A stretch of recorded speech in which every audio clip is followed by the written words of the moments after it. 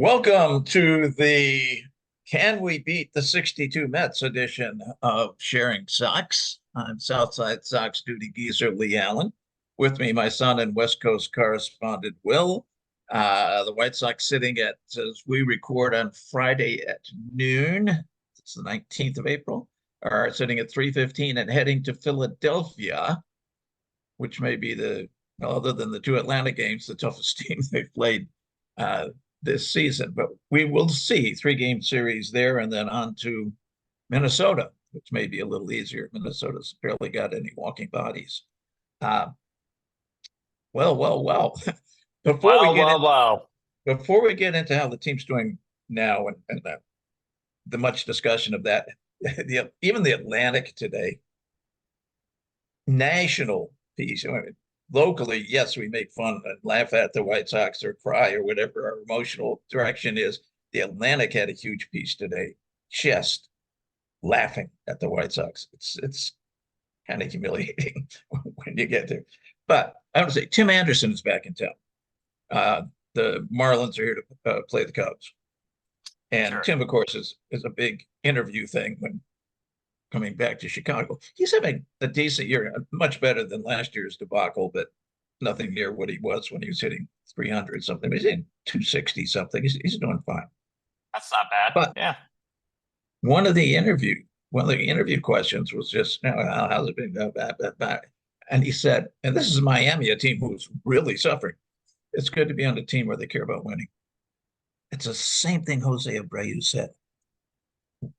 Which is crazy because it goes back Miami to Keenan Middleton, of course, but Tim and Jose are guys who've been on the team for years and years, and he's talking. And he admitted his own problems last year. Obviously, he had to, but his off the field problems affecting him and so forth. But he's saying, guys, you want to be with people who want to win. You want to play with people who want to win, and who are these guys? I mean, I think that's really telling because Miami's really terrible. So the fact that you would be on Miami and say, wow, it feels good to be around people who are trying to win, which just says a lot. I mean, it says a lot because that's actually a bit more of a reflection on the teammates than it even is about the organization, because organizationally, it's all about the teammates. Yeah. Organizationally, Miami doesn't seem to be trying to win all that much themselves, but it tells you that the guys are going out there and trying to win. They're not seeing success necessarily, but they're out there trying to win. And I'm not saying that the current White Sox aren't trying to win baseball games. The players themselves, they probably are. It's a totally different group of guys than who Tim played with, with the exception of just a couple. When it comes to who is on the field right now, it's a very different group of guys. I think we talk about don't want to win. I'm sure when they go out there, you're playing hard. You're running after the ball. You're concentrating the best you can. Not necessarily. Are you preparing? I think that's what the question is. And that's been the question. Yeah. People have raised that question for years about these guys. Are they preparing? Are they doing, because so much now is video work and stats work and knowing that pitcher X's slider moves 8 inches horizontally and 2 inches down, whatever they be. It's a learning process. And are they not going through? It's an intense learning process every day. Well, and honestly, when it comes to that kind of stuff, that actually is organizational, because the White Sox don't have the analytics team that other teams have. They've got a couple names. Like I've seen the comparison, and the White Sox have something like 3 people in that department, which is insane. At Dodger Stadium, it's like dozens, and the White Sox have even small market, because you put it Tampa Bay, which is so successful year after year on essentially no budget. They have a huge analytics department. Yeah, that's how they win games. I mean, if you are going to not have a huge budget, if you're not going to put money into the team, that's the way to win games. That's how a team like Tampa Bay succeeds year after year after year, is breaking down those numbers and doing the analytical work that's required. If you're not going to load your team with stars, obviously teams like the Dodgers, the Yankees, they're just packed. They're doing a ton of analytical work, but they're also packed with a lot of raw talent. Teams like Tampa Bay and some of the other small market teams that are faring very well, they rely on these things, and they realize that is kind of the only way they're going to win games, is piecing together this perfect analytical puzzle. And the White Sox aren't trying to put the puzzle together, and they're not trying to have players with talent. So when you have that combo, you're looking at being 3-15 on April 19th, which, obviously you can say, well, it's early, you don't know anything through the first 18 games. Well, sure.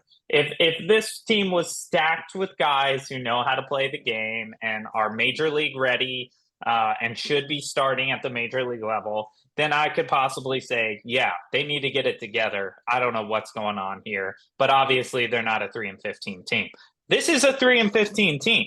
I mean, the guys who are going out there every day have a very small chance of actually winning a baseball game. And you can't really say too much about the actual players in that scenario. If you're going out there and your teammates are guys who really shouldn't be at the major league level anymore, well, you can't really expect to win games against Major League Baseball players. And that's exactly what we're seeing. It's embarrassing. It's disgusting. Add in the level that they're trying to get $2 billion for a new stadium.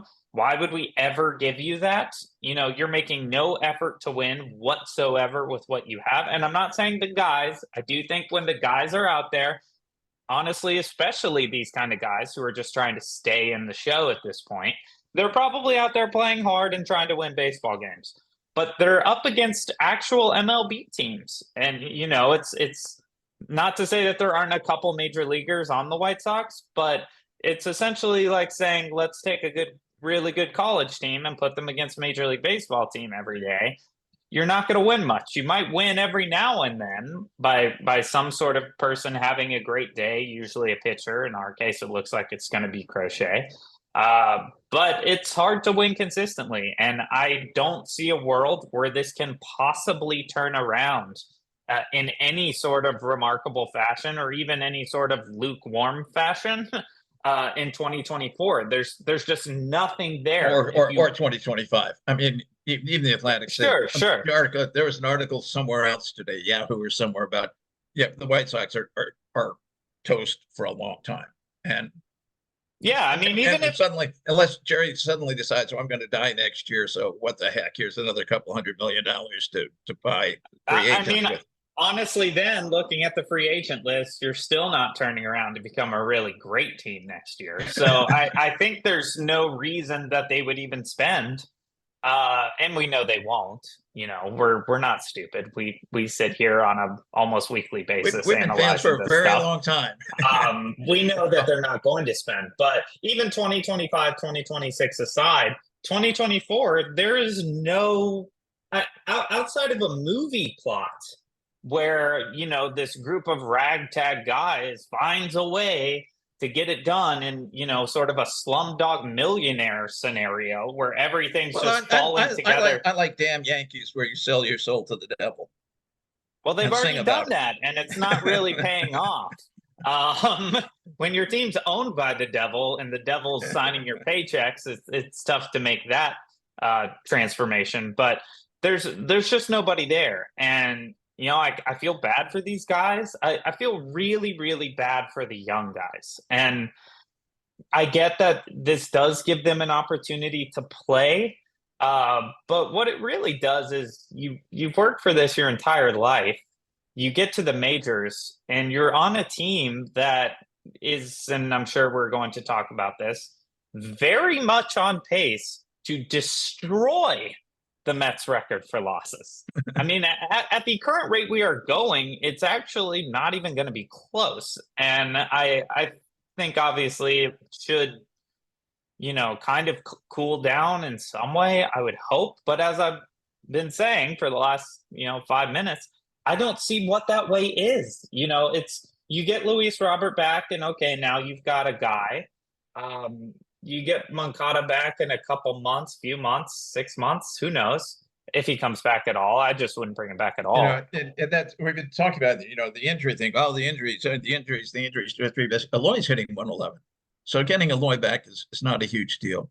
Even Luis, who was a great baseball player, is not having a great season. He had second game of the season, he had 2 homers and go, wow, yeah, this is it, boy, superstar. And I think he struck out half the time at the plate. Well, and some of that can be because of whatever the injury effects But they got were. hurt running to first. Right. So, I don't anticipate Luis Robert having a bad year unless he is just extremely unmotivated. And, when you have the sort of 5-tool set that Luis Robert has, it can be tough to motivate to go out there and lose almost every single night. I mean, 3-15, we're talking, let's say the pace keeps up. 6-30, 9-45. I mean, this is, I get that your pocketbook should be motivating you to do these things, but it's embarrassing. It's embarrassing for a star player to go out there and play in these games. And he played through it all last year. And he did. Because we both talked about it in 2022 that he was kind of phoning it in by the end. But last year, despite the abysmal season, he worked hard all year. I don't know if you can expect him to do it again. I mean, the worst thing for Luis Robert right now is his contract. If he was going into free agency after this year, we'd probably see a stunning season from Luis Robert. If he was in a platform year, like what we're seeing from Juan Soto, who has been better, more consistent, of course. He's one of the best players in the league. But, the problem with Luis is nobody's signing him after 2024. So the question is he going to muster it up this year, or is he going to kind of just skate by and get through this thing until he can get eventually to a platform year? I don't know. I don't know what he's going to be like when he comes back. I mean, he's still far and away the best player on the team. And then look at the pitching. You've got one guy, Crochet, who's been really hot, didn't have a great outing, but he's been really good. Well, if he stays good, you have to get rid of him. You've got no trade chips. You've got none. Yeah, it's very because the one you think was when you get to the pitching, I think we expected the pitching to be the very bottom of the league. It's not. It's not good, but the pitching is much better than to be expected. The hitting is beyond abysmal. And the big deal, like Chris gets, we're going to have defense. Defense is going to be the big thing. They are next to last in Baseball Reference and defensive runs saved. And I think they're 26th in the Fangraphs def category. The defense is abysmal.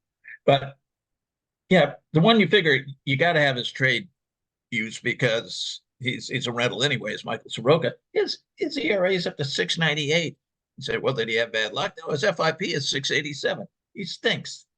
And also, Soroka would have to have an absurdly out of character first half of the season to be trade bait of any real value. Like, well, I'm not saying you wouldn't get 2018, 2019 when he was really, really good, but he hasn't been good for a very long time. So that was 5 and 6 years ago.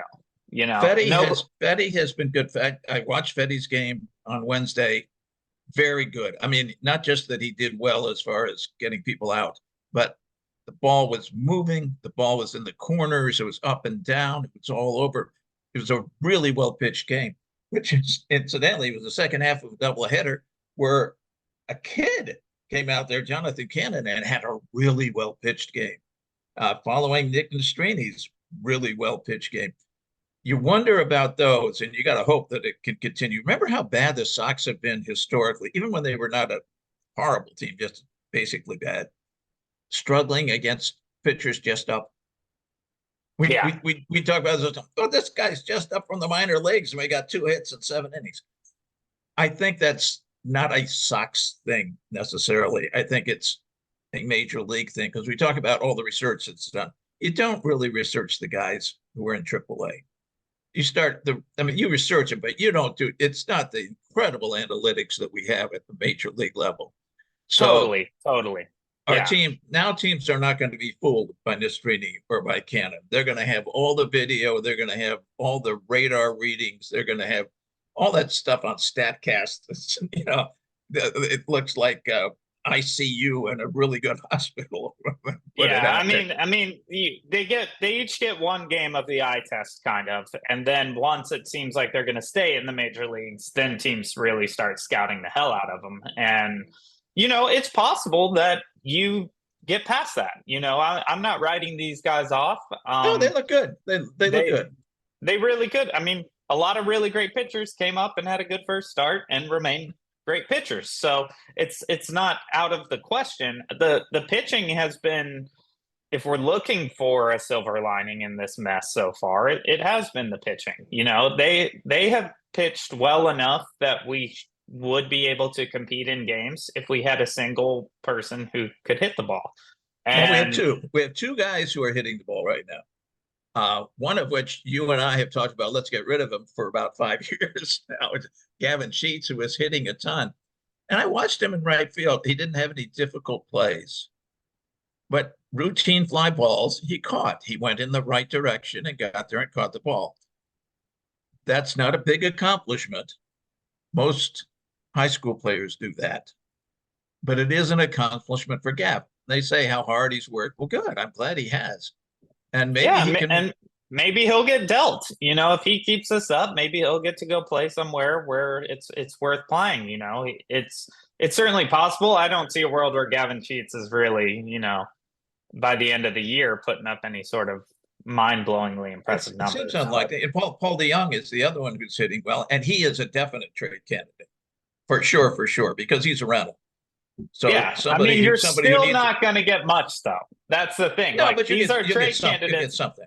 Yeah, you'll get a fourth, fifth tier kind of guys for a guy like Paul DeYoung. But he's been around long enough that nobody's foaming at the mouth. But somebody might need him at the deadline, and people buy at a major inflated number at the deadline. So it's possible that you could get something in return for Sheets or DeYoung. We should take our break here, though, and we will come back. And I'm going to pose an interesting question for you regarding Garrett Crochet that a coworker, a friend of mine who's a White Sox fan, posed to me. So hang in there. We'll be right back on Sharing Sox. Welcome back to Sharing Sox. We, talked about the only thing you could talk about in the first half, how poorly things are going. But let's talk about Crochet, where things tend to be going well. A coworker of mine posed an interesting question that kind of speaks on how bad our offense is and sort of how decent Crochet has been. At the end of 2024, will Garrett Crochet have a higher WAR or win total?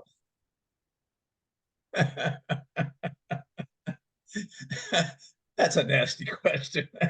He's at a 0.8 WAR right now, and he's got a team that can't score runs or win games. And he has one win. And he has one win. So the wins are just outpacing the WAR right now. Now, keep in mind, to win games, the White Sox technically have to score. So if Crochet has a great game, the White Sox do have to score at least one run in that scenario to win a game. That has been proving very difficult. I believe we're already tied for the six shutouts. Yeah. 6 shutouts, which beats last year or ties the entirety of last year and beats 2 out of the last 3 years. So we are a team that mostly doesn't score runs. That's 1/3 of our games, for you stat nerds out there, where we have not scored a run. 1/3 of our games. More than a third. Right. So what do you think? Do you think Crochet has a higher WAR or a higher win total at the end of 2024? It's not more than a third. I was thinking we just played 17 games. We played 18. I think, and I will put in here as an explanatory thing, I don't think he will pitch every 5th game through the year. He just, not because he's not doing it very well, but because he's pitched very, very little in the last 3 years, and you just can't burn this kid out and ruin him. You just can't do that, although they're probably inclined to. We've got more pitchers, starting pitchers coming in. We got the guy whose name we won't say, which I don't know why the hell they got him. We have no fan base. Wednesday's doubleheader, there might have been 200 people in the stands.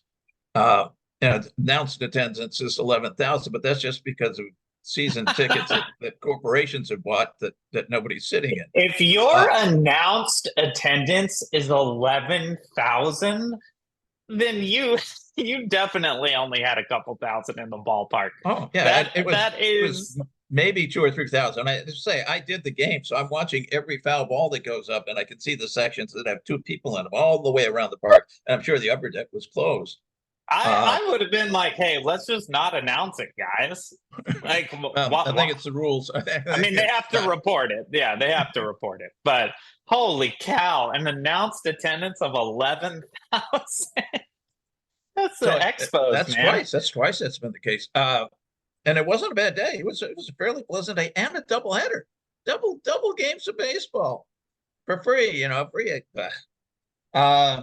Anyhow, so he's not going to start 30 times. I mean, he shouldn't. They just should not do that. But let's say he even gets 20, 25 starts, he'll win. I'm going to go more wins, but close. Like, I think he can deliver. I mean, if he keeps going like he is, he'll deliver 4 WAR. And I think he could get 6 or 7 wins by shutting people out enough. Okay. All right. Well, this will be a fun thing to track because I'm on the other side. I think Crochet will keep it up. I really like how he looks. So I'm gonna go at 4.5 WAR for Garrett Crochet, and I'm gonna go 4 wins. He's already got 1.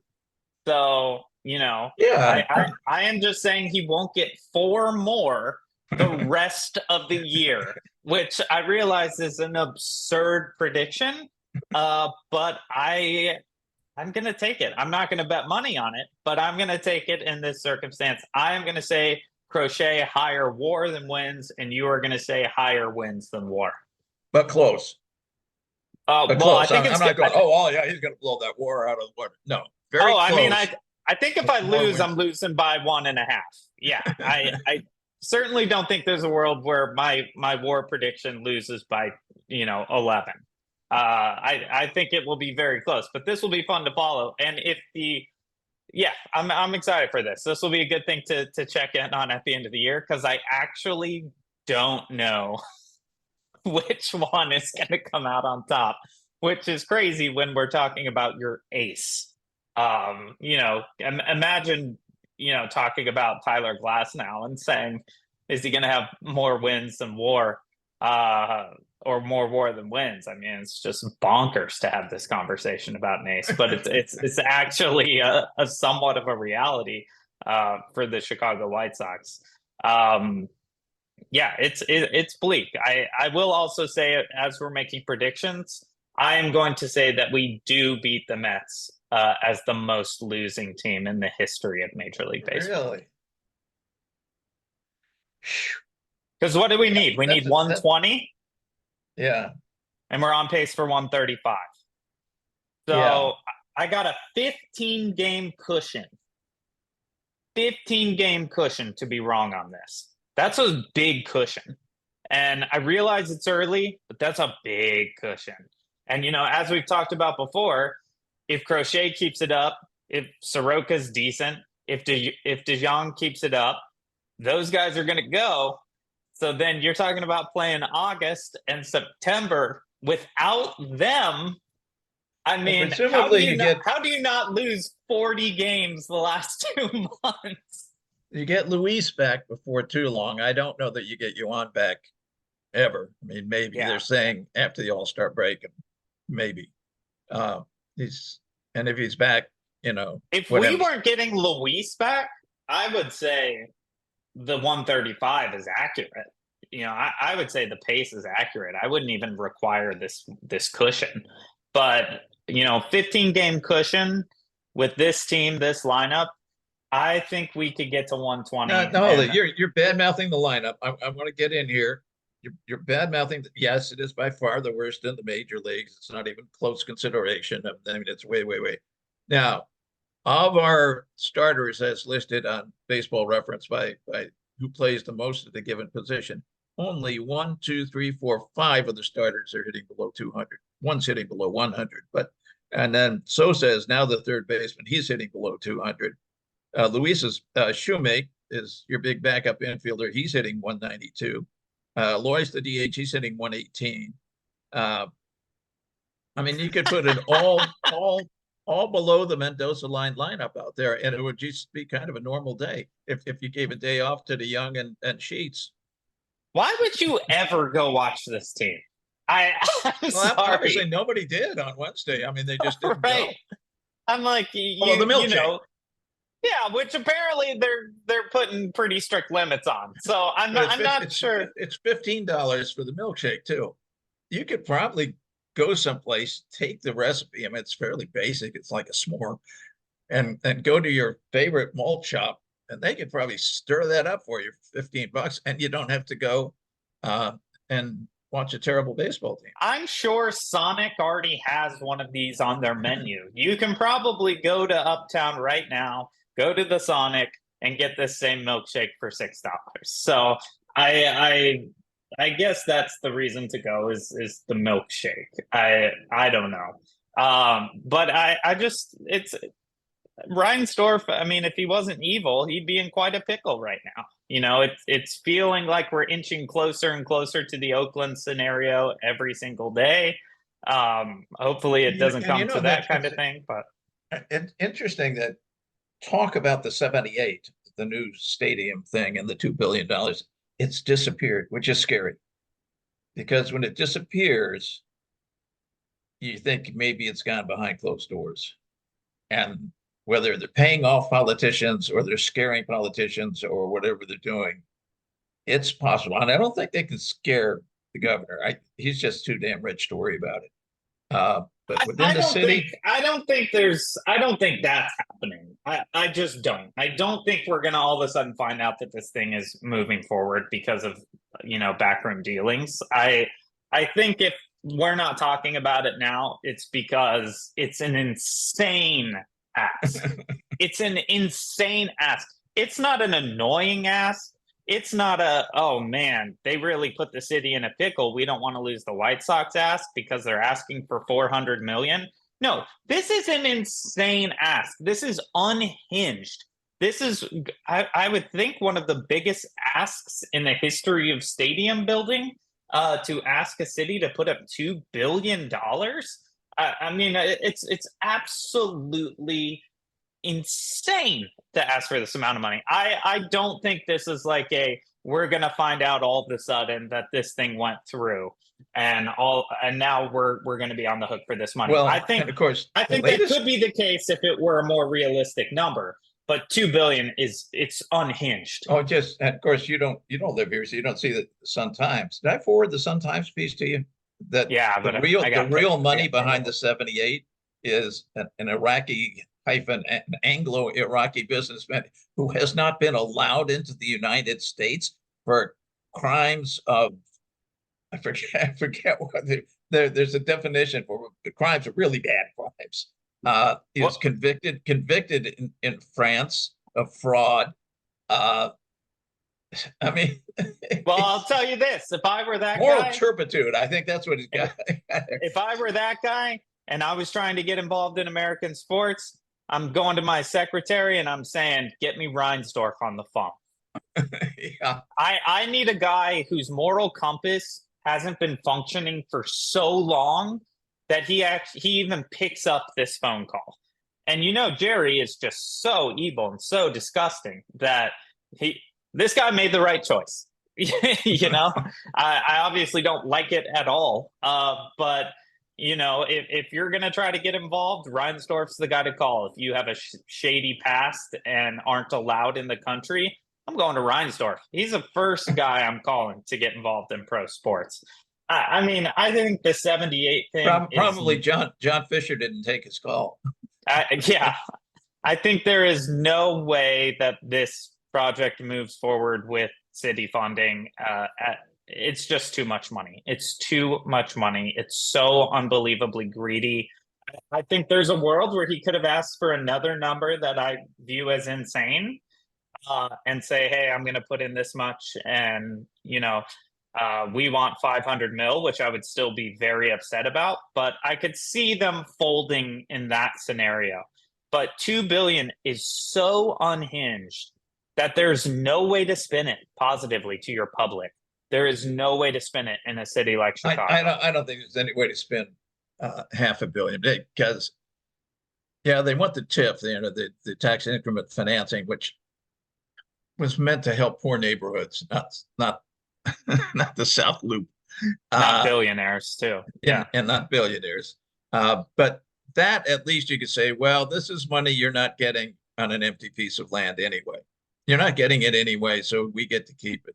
That's been the argument many places, not Chicago, many, many places for funding for sports stadiums, which is insane, but it's at least accurate.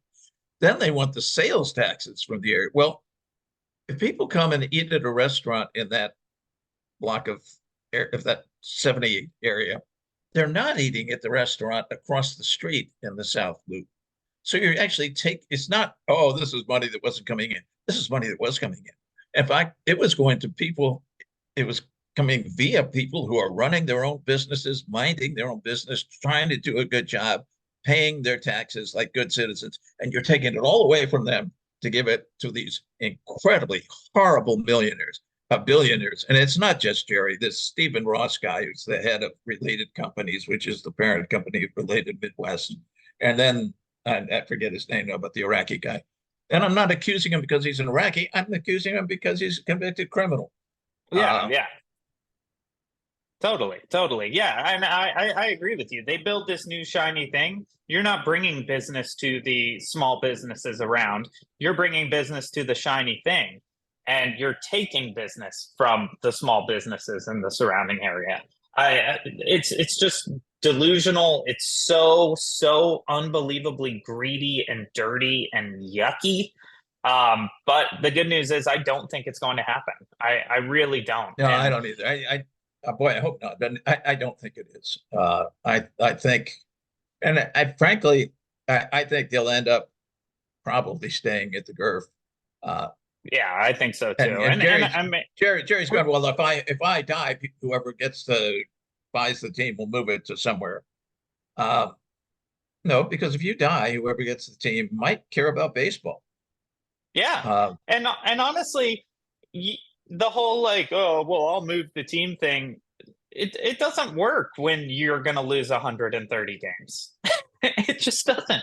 When you treat your fans like crap and all you do is put out a garbage product for years and seem very comfortable with that, the whole sentiment of you must stay here is not nearly as high as it is when you are actually trying to win baseball games and trying to be respectful to your fans and show them that you care about them and their experience in dealing with this beloved team. I obviously don't want them to move, but those threats will feel so much more empty in this scenario. I mean, I think if you really want your new thing and you want to threaten to move a team, be really, really freaking good. Because that is going to get people to say, move a team, please don't leave. Don't buy the entire sports distribution, television distribution system in your city, which Reinsdorf just did. Right. So, he's obviously the guy has some business acumen of some sort, but I believe it is fading. I don't see a world where Reinsdorf gets what he wants here. I mean, he's just got nothing going for him at this moment. And it's just such an incredibly greedy and unrealistic ask. It's not going to happen. And if it does happen, it will happen very far down the road under new ownership. But, we are very close to a constant sell the team scenario, and bring it on. Bring it on. No, we can't have the big signs about sell the team now, because there aren't enough people in the stands to hold the signs up. Well, that's true. There aren't enough. You got to have 4 people. You got to have like 2 at each end of the banner, maybe even 1 in the middle. There aren't 5 people in any section of the stands, so he's safe from that. We're about out of time, but I want to touch on one positive statistic. So back in the day, SportsCenter used to do fielding percentages for fans on foul balls. I'm sure it was mostly a joke, but they pretended like it was real. It was always a fun thing to see each season. There was And a of real nice course, catch on Wednesday. and The guy had a lot of room, because there's nobody around him to battle with, but nice catch. well, that's setting up what my point is. I think White Sox fans are going to be at the top of the list for the same reason that the Expos fans were at the top of the list year in and year out. And that's because almost every ball hit in the stands is deemed a hit because there's nobody there to catch it and nobody there to field it. So I do think that there's a good chance that at the end of the season, White Sox fans will have the best fielding percentage of fans in the entirety of Major League Baseball. Now, they're going to give up a lot more hits, a lot more foul balls going into sections with 0 people in them. But that's okay, because that's not what we're judging here. We're judging. And if a guy already made a great catch, we're well on our way.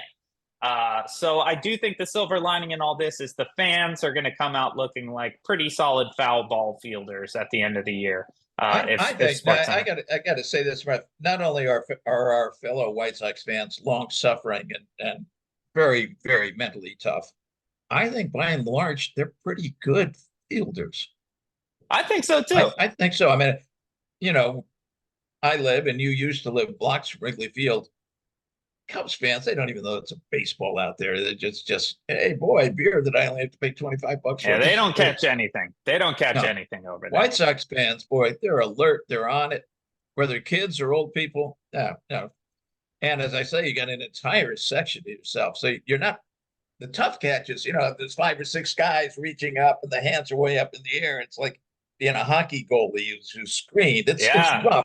But now there's no worry about that. Oh, you're going to have so much space. You're not even going to have to call it.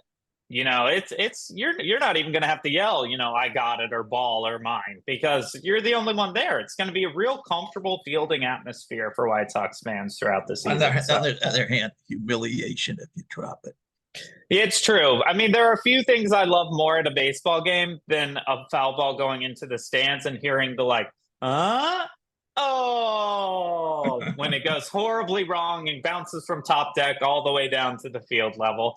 That's one of my favorite things of the crowd experience of a baseball game. But I think the White Sox aren't going to have a lot of that. I'm looking forward to the fans really reining in these balls. Plus, if your whole thing was I'm going to go to the game to get the milkshake, and then you find out that they're reserving the milkshakes for VIPs who probably aren't attending, you're going to be extra motivated to go home with the souvenir. You're going to get out there and you're going to get your baseball so you can take that home. That is all the time we have for today. Do you have any very quick final thoughts before we sign off? Nope. I think we covered it. All right. Well, we will see you soon for another episode of Sharing Sox, where we will hopefully have at least 4 wins. But I wouldn't hold your breath. Thanks for listening, and we'll catch you next time on Sharing Sox.